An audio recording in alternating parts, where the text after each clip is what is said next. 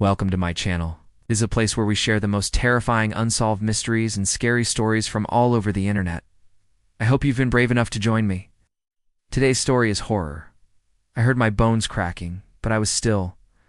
Our next Reddit post is from Throwaway. I was in a horrible car accident at age 16.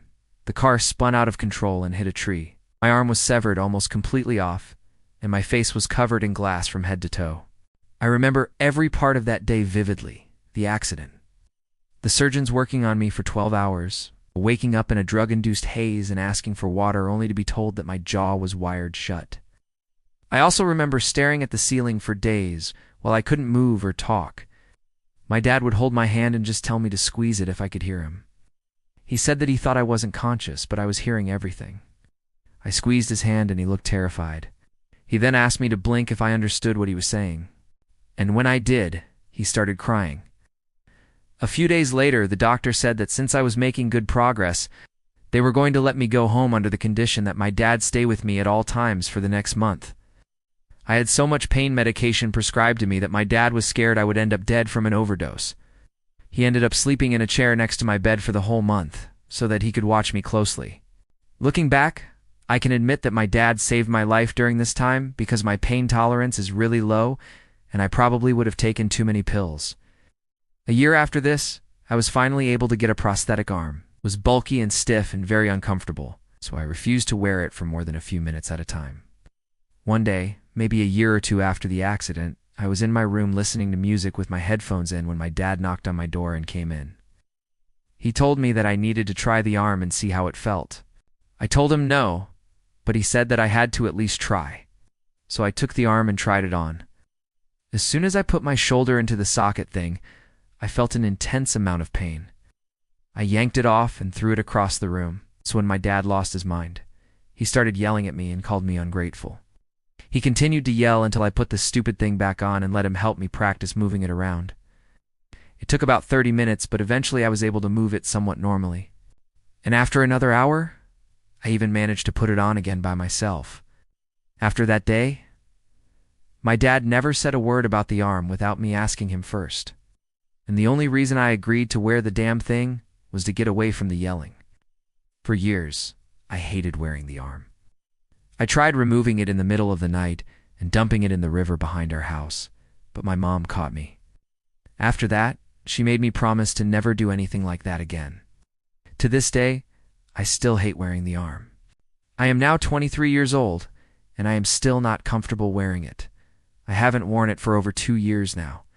When I was 19, I went to the hospital for a checkup and told the doctor that I didn't want to use the arm anymore. He said something along the lines of, "Why would you want to stop?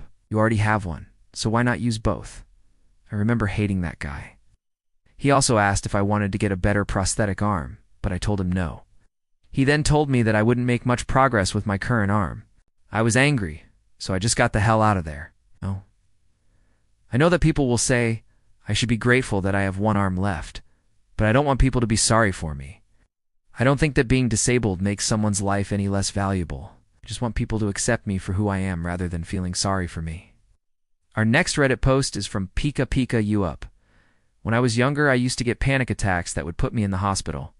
My parents would always stay with me in the hospital overnight, just to make sure that I was okay. They were very strict and didn't believe in medicine, so they would take care of me at home as well.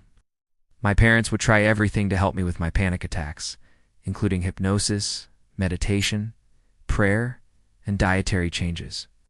One time they decided that the root of my problem was stress. Therefore, I needed to be relaxed at all times. They set up cameras throughout the house so that they could keep an eye on me at all times. They would call me through the monitors whenever they saw me doing anything and ask me to relax. They hired a live-in nanny who would just watch me all day. My entire world became a prison. I was never allowed to leave the house and I was constantly being watched. One night I was in the kitchen eating a midnight snack when I heard my neck crack. I was petrified. I didn't know if I had broken it. My parents ran into the kitchen as soon as they heard the noise and started freaking out. My mom held my head and forced it back and forth as she tried to align my neck. I screamed at her to stop, but she kept going.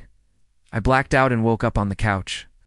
The next morning, my dad made an appointment with some sort of spiritual healer. I knew that whatever this person said would be my parents' new treatment plan, so I lied to them and told them that my neck felt fine. That same day, I started experiencing symptoms of meningitis. I was rushed to the hospital and spent 3 weeks in intensive care. To this day, I still have permanent nerve damage. I often experience numbness and weakness on the left side of my body. Sometimes it feels like my bones are cracking and popping as well. I'm posting this to warn other people. If you ever experienced this, please get help. My parents ignored warning signs and tried to treat me with home remedies instead of taking me to the doctor. By the time they realized that I was sick, it was too late. Is it possible for someone to crack their own neck? Or are these people actually breaking their necks? I don't know. I read online that you shouldn't crack your own neck. But I also read that it's fine as long as you do not injure the discs in your neck. I feel like if you break your neck, then you wouldn't be here to tell the tale. But now it's time to make our creepypasta. I was searching for a different video idea when I stumbled upon this comment by just another guy. It reads, "My father was in a bad motorcycle accident in 1973 that left him paralyzed from the waist down. He endured multiple surgeries and months of painful physical therapy, learned to walk again, but he was never the same again. He was a farmer and a very active person, but he could no longer work the land as he had done before. He had to learn to drive with hand controls. He had to use a wheelchair occasionally, even had to relearn how to sit on a toilet. It was brutal." And I found this follow-up comment by just another guy. When he passed away 14 years ago, he still had partial use of his legs and feet, which I am very thankful for. But one thing he never regained was full use of his hands and arms. He couldn't lift or carry heavy objects, and his grip strength was severely diminished. Even as a child, I knew that he was in constant pain. Every time he moved, you could hear pops and cracks coming from his spine. These noises scared the hell out of me. It sounded like his bones were crumbling. The sound still haunts me to this day. But the most painful thing for me was seeing my otherwise tough and strong father cry out in agony as he struggled to move. In fact, the last words he ever said to me were, "It hurts." This story reminded me of a video I made last year titled, "What Do We Do When We Die?" In the video, a terminally ill man discussed his plans for an assisted death.